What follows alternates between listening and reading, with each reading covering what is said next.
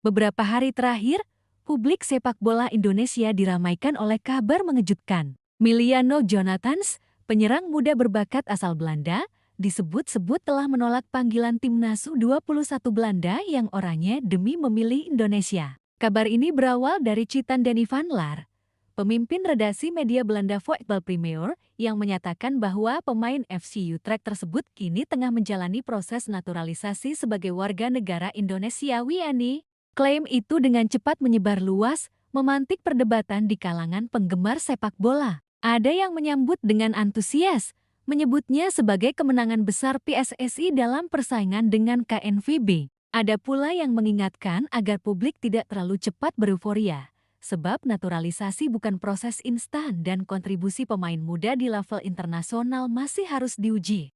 Lantas, sejauh mana kebenaran kabar ini? Bagaimana latar belakang Miliano Jonathans, dan apa arti keputusannya bagi masa depan timnas Indonesia? Untuk menjawabnya, mari kita kupas secara mendalam. Cuitan Danny van Laar pada platform ke-10 Twitter menjadi titik awal munculnya kabar ini. Ia menuliskan, berita, Timnas U21 Belanda mengincar Miliano Jonathans, tetapi striker FC Utrecht tersebut memilih Indonesia. Pemain berbakat ini kini telah memulai proses naturalisasinya. Sebagai seorang pemimpin redaksi Voetbal Premier, media olahraga ternama di Belanda, klaim van Laar bukanlah sekadar rumor tanpa dasar. Dalam postingannya, ia bahkan melampirkan tautan menuju artikel Voetbal Premier yang membahas secara detail situasi Jonathans.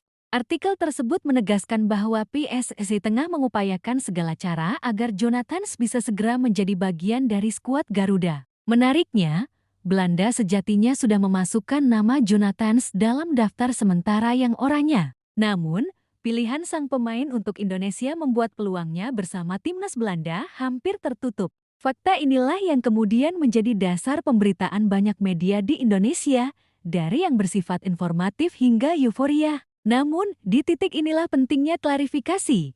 Benar bahwa Jonathans telah memulai proses naturalisasi, namun belum resmi menjadi WNI maupun pemain timnas. Biodata singkat nama lengkap, Miliano Jonathans tanggal lahir, 5 April tahun 2004 tempat lahir, Arnhem, Belanda usia 21 tahun posisi, winger penyerang sayap klub saat ini, FC Utrecht Eredivisie. Keturunan Indonesia, dari pihak ayah dengan nenek berasal dari Depok, Jawa Barat. Jejak karier Jonathans memulai karier sepak bolanya di Akademi Muda Vitesse Arnhem, klub yang terkenal sebagai penghasil talenta berbakat di Belanda. Sejak usia remaja, ia sudah menunjukkan bakat mencolok, kecepatan, kemampuan dribble, serta naluri gol yang tinggi.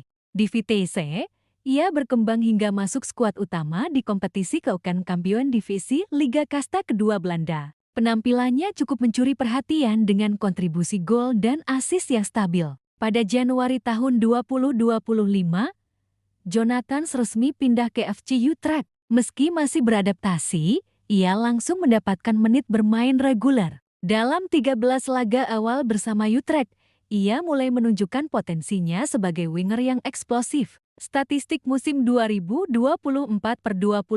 gabungan Vitesse dan Utrecht tampil 31 pertandingan resmi gol, 11 assist, 4.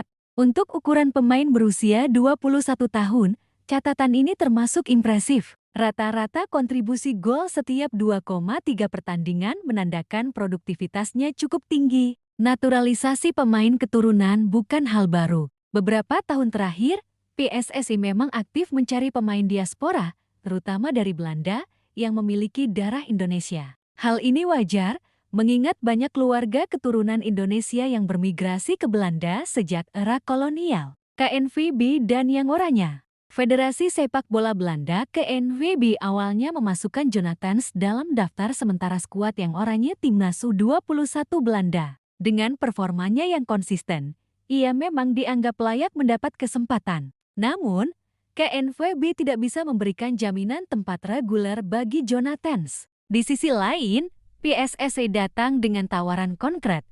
Kesempatan membela timnas senior Indonesia lebih cepat, dengan prospek tampil di kualifikasi Piala Dunia 2026 dan Piala Asia ke-2027. Pola yang sama. Kasus Jonathan sejatinya mirip dengan beberapa pemain lain, Evergener, Utrecht, dan Rafael Struijk itu dan Haag lebih memilih Indonesia karena peluang lebih terbuka. Ragnar Oratmangoen sempat diincar Belanda, namun akhirnya membela Garuda. Dalam konteks ini, keputusan Jonathan menolak Belanda tidak bisa dilepaskan dari faktor persaingan ketat di skuad yang oranye. Daftar pemain naturalisasi atau keturunan dalam beberapa tahun terakhir, sejumlah nama besar sudah dinaturalisasi: Sandy Walsh, KV Mechelen, Shane Patinama Viking FK, Jordi Amat Johor Darul Tazim, Rafael Struijk Edu Den Haag, Evergener FC Utrecht, Justin Hubner Wolverhampton Wanderers, Nathan Juan S. Heerenveen Alumni FC Utrecht, Ragnar Oratmangoen Fortuna Jonathan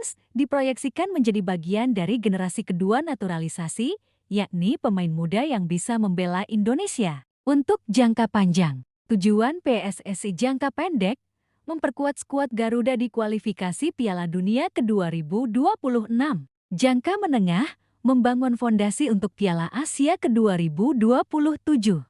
Jangka panjang, regenerasi pemain lokal dengan sentuhan pemain diaspora. Kontroversi naturalisasi, namun, langkah PSSI juga tidak lepas dari kritik. Sebagian pihak menilai naturalisasi berlebihan bisa menghambat perkembangan pemain lokal. Di sisi lain, banyak yang menganggapnya langkah realistis untuk mempercepat kemajuan sepak bola nasional. Posisi dan gaya bermain Jonathan adalah seorang winger yang lincah. Ia bisa bermain di sayap kiri maupun kanan dengan kemampuan dribble cepat menembus pertahanan lawan, tembakan jarak menengah yang cukup akurat, kreativitas dalam menciptakan peluang. Skema Patrick Kluivert, pelatih baru timnas Indonesia. Patrick Kluivert dikenal dengan pendekatan menyerang berbasis penguasaan bola. Dalam formasi 4-3-3 atau 4-2-3-1, posisi winger menjadi vital. Jonathan bisa berperan sebagai winger kiri, memberi umpan silang ke Olromi. Winger kanan, masuk ke kotak penalti dan mencari gol. Second striker, mendampingi Romney dalam formasi 4-4-2. Duet potensial. Dengan Olromi, bisa menjadi kombinasi tajam striker penyelesai. Dengan Ragnar Oratmangoen, memperkaya variasi serangan sayap. Dengan Marcelino Ferdinand, mendukung serangan dari lini kedua. Jangka pendek, kualifikasi Piala Dunia 2026 Indonesia saat ini masih berjuang di babak keempat kualifikasi. Kehadiran Jonathan bisa memberi opsi baru di lini depan yang selama ini bergantung pada pemain keturunan. Jangka menengah, Piala Asia 2027.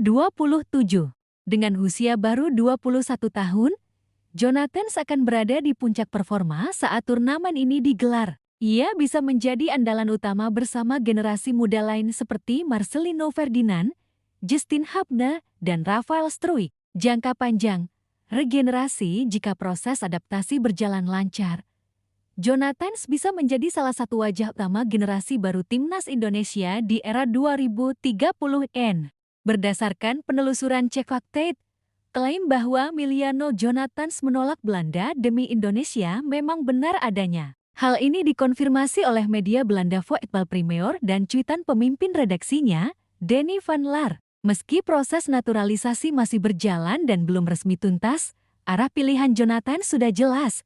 Ia ingin membela timnas Indonesia. Dengan usia muda, statistik impresif, dan pengalaman bermain di Eredivisie, ia berpotensi memberi tambahan kekuatan signifikan di sektor sayap Garuda. Namun, publik juga perlu realistis. Naturalisasi bukan solusi instan, dan keberhasilan Jonathan di level klub belum otomatis menjamin kesuksesan di level internasional. Proses adaptasi, kekompakan tim, serta konsistensi tetap menjadi kunci. Satu hal yang pasti, kehadiran Jonathan adalah investasi jangka panjang. Ia bisa menjadi bagian penting dari generasi emas baru Indonesia yang dipimpin oleh Patrick Kluivert.